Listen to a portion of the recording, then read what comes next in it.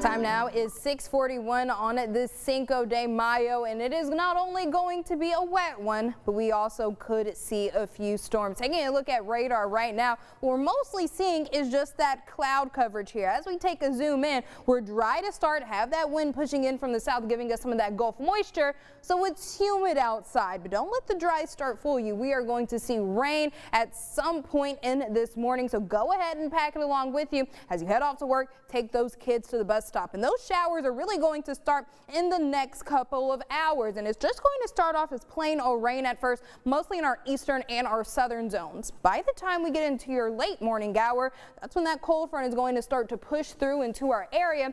And that's when we're going to start to see some of those storms. It's going to start off with our western areas, but as we go into the later part, into the early afternoon hours, we get widespread storms. And in areas where we're going to see those greater chance for storms is going to be Bell, it's going to be McLennan, and it's going to be Limestone County. We could have that severe threat for the storms during these times. The storm system is going to continue to track further east as we get into your early afternoon hour before making its exit by the time we get into your Thursday night. Could see a hit or miss shower or two by the time you head to bed, but we'll start to clear things out in terms of rain as well as cloud coverage, and we'll see clear skies tonight. So as I mentioned, those areas, Bell, McLennan, Limestone, those are the areas where we're going to have the greater chance to see some of those stronger storms, but nobody should let their guard down when it comes to weather today. We are all in that risk to see some of those stronger storms, just some more than others. So if you're in these areas where you're seeing the yellows and the greens, you have the risk to either see that isolated chance for storms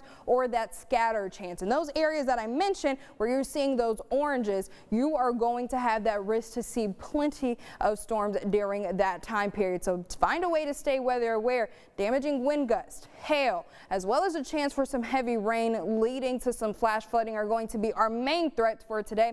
As far as tornadoes, that is going to be on the lower end. So earlier this week, we were thinking with the heavy rainfall is going to be mainly off to our western zones, which frankly could use some of that heavy rain because of the drought situation. But now it's looking like our eastern zones and some of our southern zones are going to pick up the bulk of this rainfall. And we're going to see over an inch to up to 2 inches of rainfall with this system. Now, a cold front's moving through. Temperatures initially are going to be on the cooler side. Look at what we're going to go to sleep to tonight. Going to see temperatures as low as the lower 50s, but those cooler temperatures, they don't stick around for long. We're back to the upper 80s, above average for this time of year by the time we get to your Friday, and things just keep warming up by the time we get into your Mother's Day weekend. We're going to see the upper 90s, could get close to triple digits and break that record high for your Mother's Day.